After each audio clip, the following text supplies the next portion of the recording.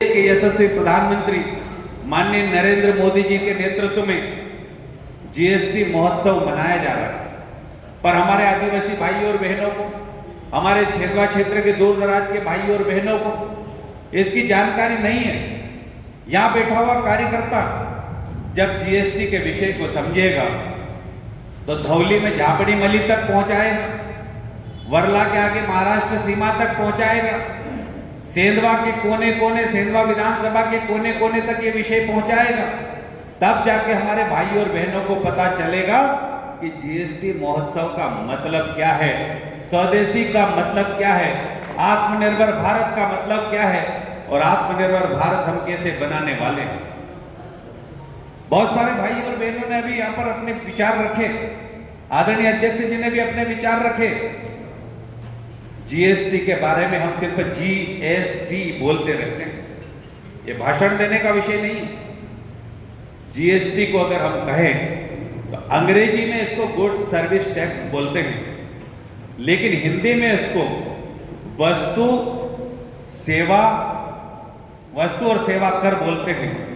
और बताइए कि वस्तु और सेवा कर में सुधार होने से, जीएसटी रिफॉर्म होने से, जीएसटी रिफॉर्म के बाद हमको क्या लाभ मिलेगा, इसके बारे में भी हमको गंभीरता से सोचना चाहिए।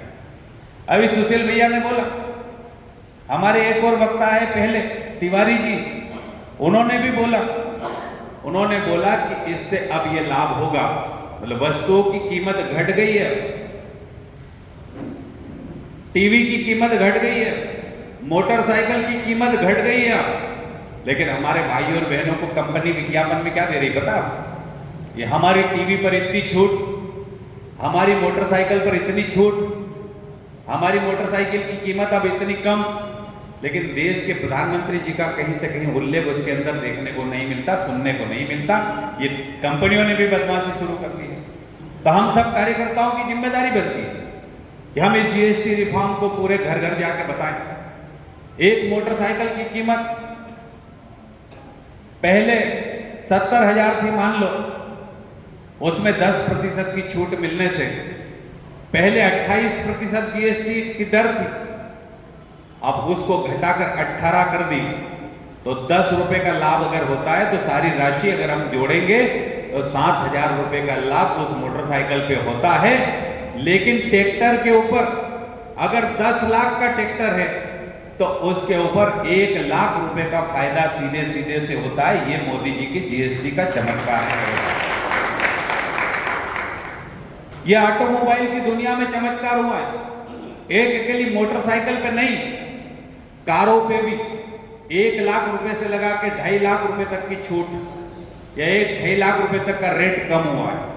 पूरे देश के अंदर, हिंदुस्तान के अंदर, कश्मीर से कन्याकुमारी तक, द्वारका से लगाकर डिब्रूगढ़ तक, अरुणाचल प्रदेश के आखिरी छोर तक, भारत के 140 करोड़ भाई और बहनों के जेब में जीएसटी का सुधार होने से, जीएसटी की दरें कम होने से उनकी जेब में पर्याप्त पैसा रहेगा। और जो वस्तुएं उनको महंगे दामों पर मिलती थी, महंगे दामों वाली वस्तुओं पर उनको भारी बचत होगी। इसलिए इसको दिवाली उत्सव के रूप में मनाने की जरूरत है, इसलिए उसको जीएसटी उत्सव के रूप में मनाने की जरूरत है। एक व्यापारी से मैं बात कर रहा था, उन्होंने बोला, भैया मोटरसाइकिल पे 6,000 रुपए कम हुए, और क्या लाभ हुआ? उन्होंने कहा कि लागत कम हुई है तो आरटीओ का जो टैक्स वाला चार्ज है वो भी कम हुआ और बीमे का जो चार्ज है वो भी कम हुआ। तो सिर्फ कीमत कम नहीं हुई, आरटीओ का खर्च भी बचा, बीमे की जो प्रीमियम राशि थी वो भी कम हुई, और साथ में जब मोटरसाइकिल पुरानी हो जाएगी या सर्विसिंग के लिए जब जाएगी तो ऑटो पार्ट्स में भी छूट मिलेगी और सर्विस टैक्स में मैकेनिक वाले चार्ज में भी छूट मिलेगी। बताइए, एक ही चीज में इतनी सारी छूट मिल रही है तो सारी चीजों को मिलाकर कितनी छूट मिलेगी। मैं तो इस मंच के माध्यम से ये बोलना चाहता हूं कि भारत के 140 करोड़ भाई और बहनों को जीएसटी में छूट मिलेगी। एक भी व्यक्ति इस जीएसटी की छूट से और जीएसटी के दरें कम होने से वंचित नहीं रहेगा, लाभान्वित होगा ही होगा। इसलिए ताली बजा के मोदी जी का अभिनंदन होना चाहिए। दूसरा विषय ऑटोमोबाइल के अलावा दूसरा और है। हम बच्चों का बस्ता खरीदते थे, किताब कॉपी खरीदते थे, पेन खरीदते थे, कंपास बॉक्स खरीदते थे, पढ़ने लिखने की छोटी छोटी सामग्री खरीदते थे। पूरी की पूरी सामग्री में पहले 12% टैक्स लगता था, जीएसटी का कर लगता था। अब बताइए, 100 रुपए की सामग्री तो 12 रुपए लगते थे, 1000 की सामग्री में 200 रुपए लगते थे, 1 लाख की सामग्री में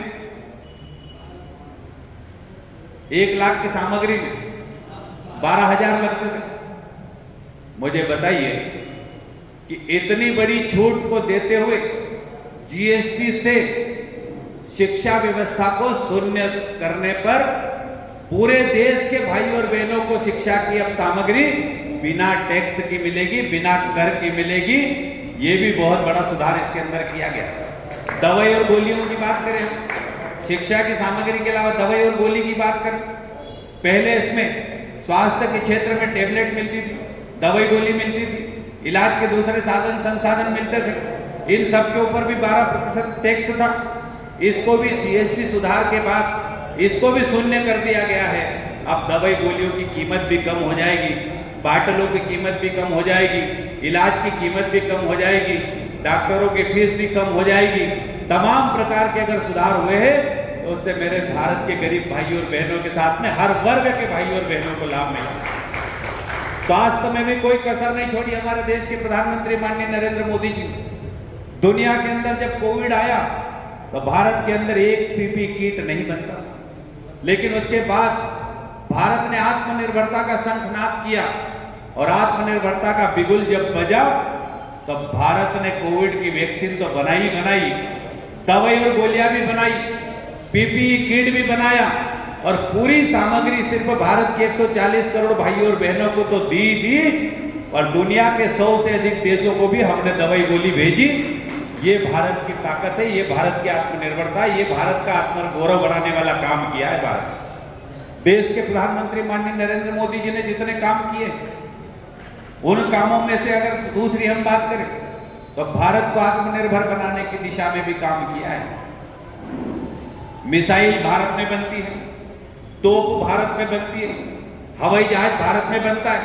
कभी हमको सुई भी दुनिया के दूसरे देशों से बुलाना पड़ती थी, पीपी किट भी दूसरे दुनिया के लोगों से बुलाना पड़ती थी, दवाई और गोली भी दूसरे लोगों से बुलाना पड़ती थी, पर अब वो भारत के अंदर निर्मित होती है और भारत अब दुनिया के लोगों को अपने देश के इतने 140 करोड़ भाइयों को तो देता ही देता है और दुनिया को देने की स्थिति में भी हम आए हैं।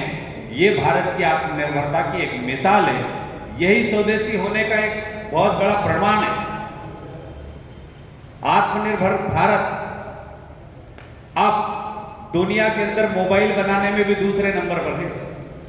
जो मोबाइल आपकी जेब में है, जो मोबाइल दुनिया भर के लोगों के जेब में है, उनकी कीमतों में भी अब गिरावट आएगी। ये तो जीएसटी के कारण हुआ, पर भारत ने अपने देश की धरती पर मोबाइल बनाना शुरू किया है और दुनिया के देशों को देने का काम किया है। पहले मोबाइल बाहर से आते थे, महंगे दामों पर हमारे को मिलते थे, हमारे यहाँ का पैसा बाहर जाता था, उसको भी रोकने का काम अगर किसी ने किया तो हमारी भारतीय जनता पार्टी की सरकार ने किया है मेरे भाइयों, इसके अलावा और किसी ने नहीं किया। कांग्रेस के जमाने में तमाम प्रकार के रंग बिरंगे टैक्स लगते थे। लाल पर्ची अलग टैक्स की, काली पर्ची अलग टैक्स की, पीली पर्ची अलग टैक्स की, सफेद पर्ची अलग टैक्स की, तमाम प्रकार के टैक्स लगते थे। एक देश एक टैक्स करने का किसी ने काम किया, एक दर किसी ने करने का काम किया तो देश के प्रधानमंत्री माननीय नरेंद्र मोदी जी ने किया है।